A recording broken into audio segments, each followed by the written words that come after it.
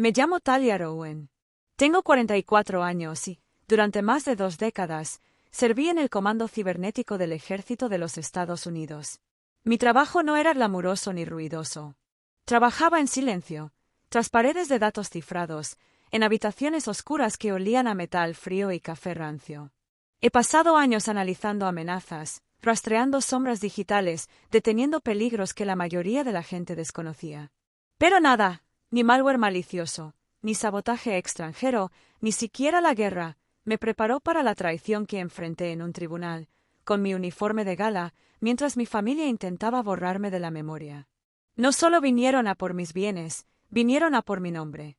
Se suponía que sería una audiencia procesal, un último y discreto paso para resolver la herencia de mi difunto padre. Pero al entrar en la sala, lo sentí, el cambio, la quietud que no es silencio, sino la ausencia de confianza. Mi madre se negó a mirarme a los ojos. Mi hermano menor, Dean, estaba sentado junto a su esposa, Mara, sosteniéndole la mano como si fueran las víctimas. Mi padre llevaba muerto menos de 6 meses, y ya estaban desenvainados. Su abogada fue la primera en presentarse, con una voz suave, pulida y venenosa. Me describió como inestable, emocionalmente volátil, incapaz de administrar mis finanzas. Dijo que había presionado a mis padres ancianos para que les cedieran el control del fideicomiso familiar, mientras estaba de baja del despliegue. Afirmaron que usé mi rango y mi uniforme como arma. La sala, pequeña y estéril, empezó a resultarme sofocante. Y no dije nada. Los dejé hablar.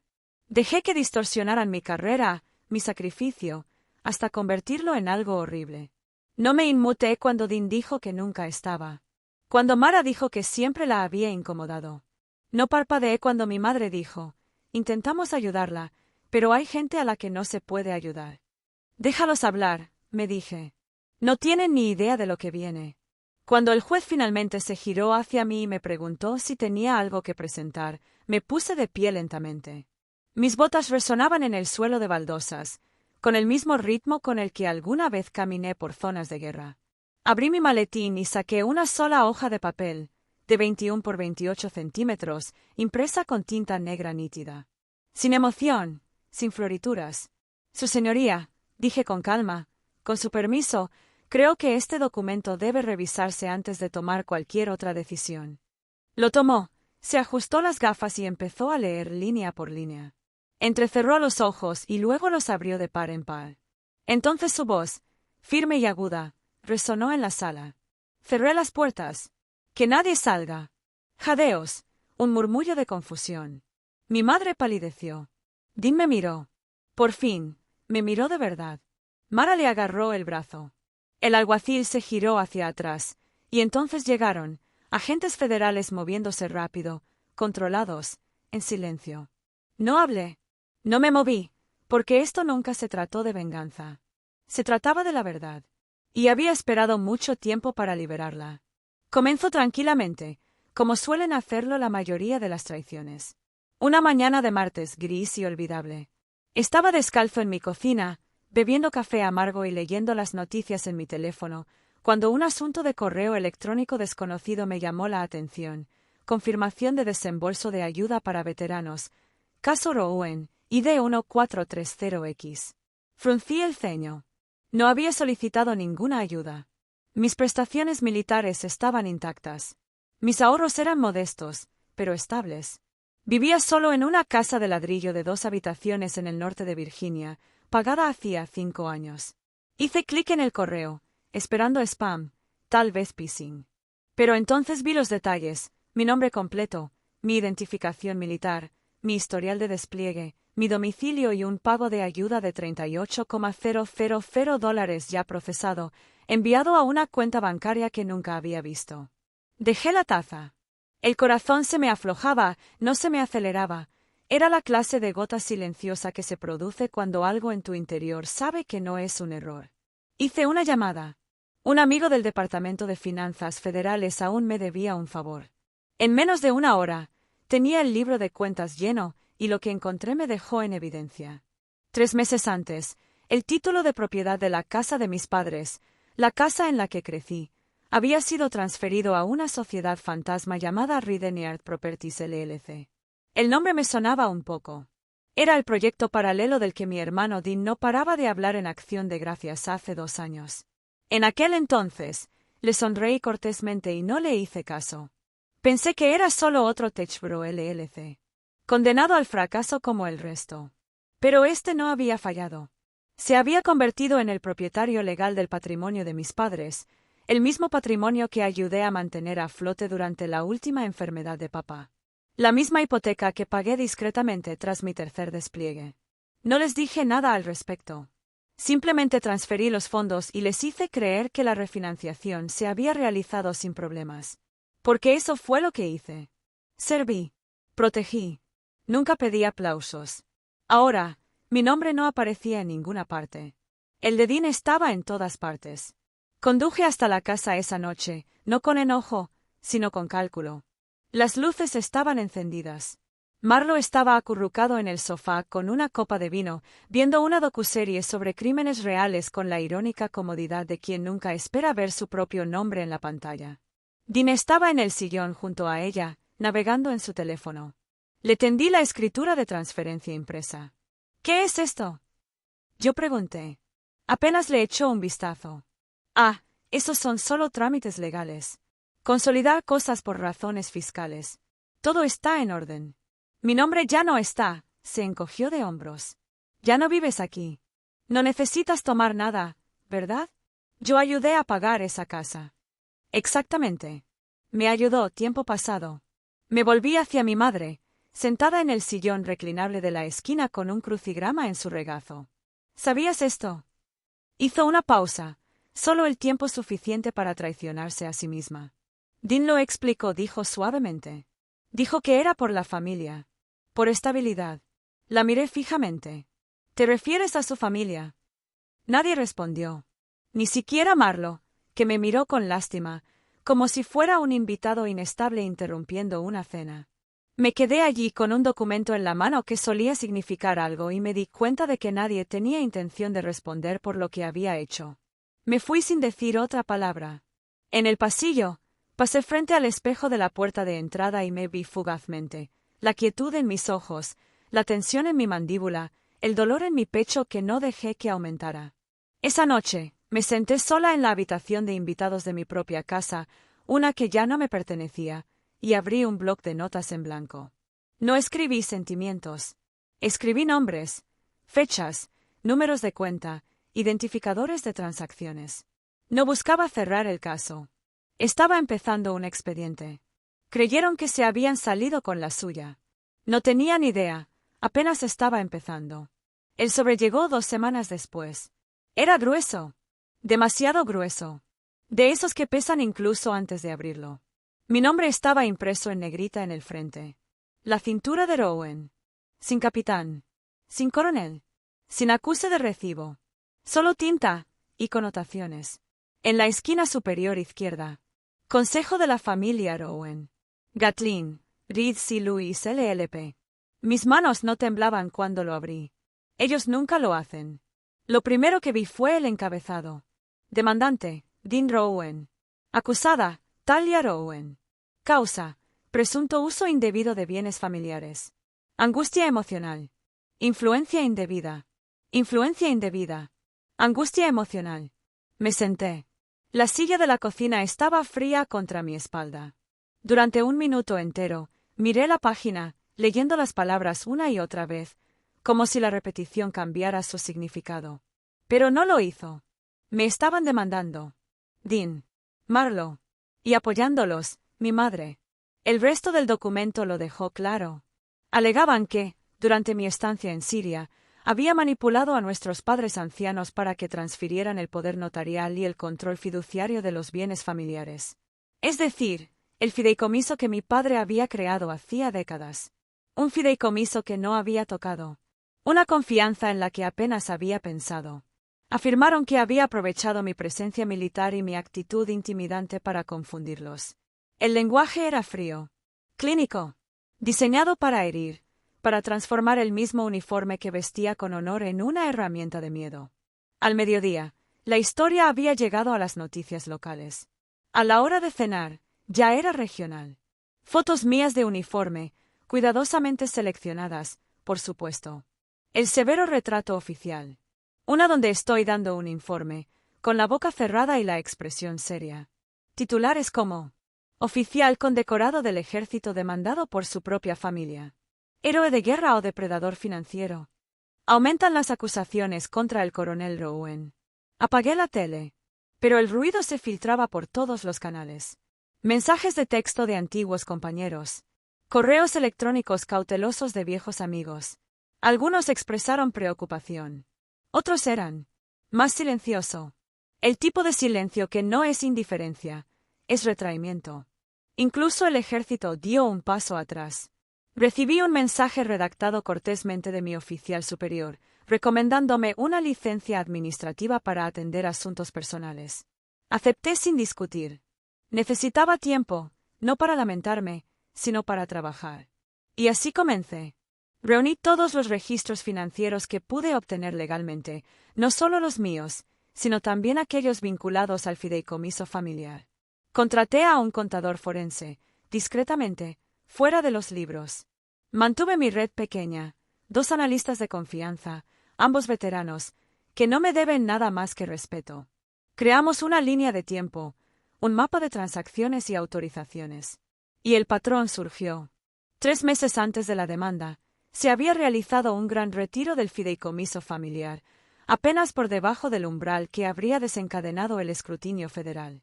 El dinero se había dividido en una serie de transferencias, cuentas fantasma, inversiones a corto plazo y donaciones. A una organización de servicios de salud mental fundada nada menos que por Mara Rowan. Su nombre estaba en todas partes. La empresa de Dean, Reinhardt, también apareció, recibió honorarios de consultoría, cargos por servicios de acceso a datos y actualizaciones de infraestructura digital. Pero no se detuvo allí. Estaban lavando dinero. Y lo que es peor, lo hacían a través de programas de asistencia a veteranos. Nombres reales. Algunos de ellos eran hombres y mujeres conocidos con los que había servido. Algunos vivos. Algunos muertos. 8. Todos explotados. Al principio pensé que era un robo de identidad. Pero no fue algo aleatorio, fue algo organizado. Recordé la voz melosa de Mara aquel día en la sala. Has pasado por mucho, Talia. Quizás estás exagerando. Ella no pensó que me daría cuenta. Ella no creía que yo pudiera ver más allá del silencio, más allá de la actuación. Pero ella olvidó algo. Esto nunca fue una pelea familiar. Este fue un crimen nacional. Y ella simplemente lo arrastró hasta la luz del día. Cuanto más cavaba, más frío hacía. El primer nombre que no pertenecía apareció enterrado en una solicitud de subvención que Mara había presentado. Oliver P. Grant, una falsificación. Lo sabía porque Oliver murió en 2012. Asistí a su funeral. Era médico, salvó 3 vidas en Helmand y se desangró en un convoy improvisado que intentaba llegar al lugar de extracción. Y ahí estaba él, aparentemente solicitando terapia para el TEPT a través de Mara, Centro para Futuros Restaurativos. Excepto que no lo era. Él no pudo. En cuestión de días, encontré más. Antiguos militares, algunos muertos, otros vivos pero inconscientes. Sus registros. Fechas de implementación. Incluso las renovaciones de autorizaciones de seguridad se utilizan sin permiso. Y cada uno de ellos se remonta a un sistema entrelazado. Firmas digitales. Direcciones IP vinculadas. Servidores de enrutamiento de correo electrónico duplicados. El tipo de detalles que solo puedes ver cuando has pasado tu vida atrapando a personas que pensaban que eran más inteligentes que el sistema. No fue solo fraude. Fue estratégico. Estaban extrayendo identidades de veteranos para solicitar programas de ayuda, canalizando fondos a través de la empresa de DIN como proceso de datos o gestión de beneficiarios, y luego enviar el dinero al exterior. Vi la primera conexión internacional enterrada en una línea de rutina. Servicios de consultoría prestados. Pagado a una empresa de propiedad extranjera registrada en las Islas Caimán bajo el nombre Virex Holdings. Había visto ese nombre antes, en una sesión informativa clasificada. En aquel entonces, fue señalado por sospecharse su participación en espionaje cibernético y robo de datos de defensa. Nunca se había probado nada. Pero de repente, ese nombre estaba dentro de los mismos archivos que mi familia. Esa noche no pude dormir. Me senté en la oscuridad, la única luz provenía de la pantalla de mi computadora portátil. Había documentos abiertos por todas partes. Declaraciones de impuestos. Registros del servidor. Mensajes descifrados. Conceder senderos. Un archivo me llamó la atención. Un archivo adjunto en un correo electrónico que Mara había enviado a un socio consultor en el extranjero. Estaba encriptado, pero de manera descuidada. En el interior, una línea de texto ofuscado. Paquete asegurado. Actualizaciones de autorización pendientes. En espera de extracción. Mi pecho se apretó. Paquete. Autorización. Extracción. No se trataba solo de dinero. Ya ni siquiera era una cuestión de reputación. Me estaban utilizando, mis despliegues, mi nivel de seguridad, mi historial, mi acceso. ¿Quién mejor para construir un canal de información robada? Que la mujer que tenía verdaderas credenciales de alto secreto. Y había estado demasiado lejos para. Aviso. Mi nombre era el disfraz.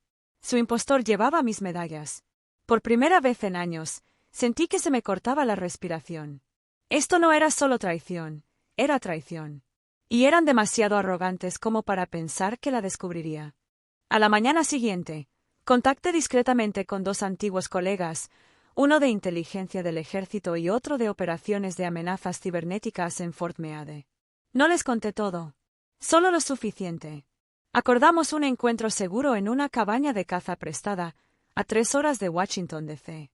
Sin teléfonos, sin cables, solo datos y ojos en los que podía confiar. Lo expuse todo. No hablaron durante un buen rato. Entonces, uno de ellos, un tipo llamado Cole, que dirigía sesiones informativas de contrainteligencia en zonas hostiles, dijo con calma: «Esto no es solo dinero sucio. Es una vía de acceso. Están vendiendo algo». Asentí. Ya sabía que. No eran documentos. Eran puertas. Puntos de acceso a sistemas que debían permanecer cerrados para siempre. Durante semanas estuve convenciéndome de que todavía se trataba de una cuestión de familia. No lo fue. Se trataba de seguridad nacional. Y si no actuara, sería cómplice. Recuerdo estar sentado junto a la ventana esa noche. El suave zumbido del tráfico, un mundo completamente distinto a las zonas de combate por las que una vez caminé. Es curioso cómo el campo de batalla más peligroso al que me he enfrentado nunca estuvo en el desierto, ni tras las líneas enemigas. Estaba en mi propia línea de sangre. Les pedí que me encontraran en casa. No a Dean, ni a Mara, solo a quienes me criaron. Mi madre abrió la puerta sin expresión alguna. Mi padre estaba detrás de ella, con los brazos cruzados sobre el pecho. No habíamos hablado en semanas, no desde la demanda. No desde que las mentiras se esparcieron como el aceite sobre el agua. Me llevaron a la sala de estar como si fuera una invitada y no una hija. Dejé la carpeta sobre la mesa entre nosotros. «Lo sé todo», dije con voz tranquila. «El robo de identidad. Las empresas fantasma. Los datos de autorización se transmitieron a través de intermediarios extranjeros. Sé que firmaste las autorizaciones». Ninguno de los dos se inmutó. «Quiero preguntar una cosa», continué. «¿Alguna vez te detuviste a pensar en lo que me estabas haciendo?» Mi madre miró sus manos. Mi padre miró por la ventana. «Siempre estabas fuera», dijo finalmente. «Incluso antes del ejército, siempre en tu propio mundo». Dean se quedó. Dean se preocupaba por esta familia. Me ardía la garganta, pero me mantuve firme. Dean los explotó. Usó sus nombres, su confianza. Y ustedes lo ayudaron. La voz de mi padre sonó baja y mesurada. A veces hay que elegir al niño que se queda. El silencio que siguió fue como una bofetada. Me puse de pie y recogí la carpeta. «Entonces ya hiciste tu elección», dije. «Y ahora haré el mío». No me detuvieron. No volvieron a hablar. Afuera, el aire pegaba fuerte. Frío contra mi piel. Conduje en silencio de regreso a mi apartamento, de regreso al único espacio que no había sido tocado. Esa noche, encripté todo el expediente del caso, nombres, fechas, relatos, registros de comunicación. Luego envié un mensaje en una línea que no había usado en años. «¿Está sucediendo?» La respuesta llegó en 1 hora. Al amanecer, me encontré con Anna, Cole y Miles, ex agente de inteligencia. Extraoficial. Leal a una sola cosa, ¿verdad? Nos sentamos en un hangar abandonado. Portátiles abiertos. Construyendo una línea de tiempo desde las cenizas. Cruzamos todos los documentos. Rastreamos cada firma. Validamos todos los registros del servidor. Cada paso despejaba la duda. Pensaron que estaba solo. Creían que el silencio era debilidad. Se olvidaron. Soy un soldado. Y los soldados nunca entran en la batalla desarmados. La mañana de la audiencia me vestí con el uniforme militar completo. No para impresionar. No para teatralidad. Pero porque era la verdad de quién era yo. Las filas de cintas. La insignia sobre mi corazón. El azul acero del mando. Nada de esto fue prestado. Nada de esto fue regalado. Cada centímetro ganado. Dean se sentó al otro lado de la sala del tribunal, flanqueado por Mara y sus abogados. Él no me miró. Mis padres se sentaron detrás de ellos, ilegibles. Mara llevaba un blazer del color del polvo y una expresión ensayada de suave preocupación. Su abogado fue quirúrgico, me pintó como inestable, manipulador y emocionalmente dañado por la guerra. Ella citó los despliegues como abandono. El silencio como culpa. Cuando Mara subió al estrado, me llamó distante, combativo, incluso paranoico. Ella se puso a llorar, justo como estaba previsto. El juez observaba, en silencio, y les dejé hablar. Cuando me tocó el turno no defendí mi personaje. Caminé hacia el banco, metí la mano en mi maletín y saqué un documento. Su señoría, dije con voz tranquila, esta es mi única presentación. El juez se ajustó las gafas. Lea la primera línea. Luego el segundo. En el cuarto momento, levantó la vista bruscamente. Cierren las puertas, dijo. Nadie se va. Hubo un momento, tenue, sin aliento, antes de que todo cambiara. El alguacil se movió. Las cerraduras hicieron clic. Mara se quedó paralizada. Dean se incorporó de golpe. Y entonces entraron los agentes. Federal. Rápido. Preciso. Fueron directamente hacia Dean y Mara. Observé cómo se desenredaban las mentiras en tiempo real. Esposas brillando bajo luces fluorescentes. Silencio, pesado y definitivo. El juez leyó los cargos. Fraude financiero. Robo de identidad. Espionaje cibernético. Dean no se resistió. Mara sollozó y su rímel se corrió. Mis padres no dijeron nada. Mientras pasaban junto a mí, Dean miró hacia atrás. Su voz se quebró y apenas fue audible. ¿Me obligaron? No respondí. ¿Por qué entendí? Lo hicieron. Y lo rompieron. Después, solicité órdenes de protección para los veteranos cuyos datos habían sido comprometidos. El juez lo concedió, sin dudarlo. Fuera del juzgado, no hablé con los periodistas. No di una conferencia de prensa. Me fui a casa. Y esa noche, encendí la lámpara de mi escritorio y abrí el archivo de una nueva organización. Rastro de Honor, una fundación dedicada a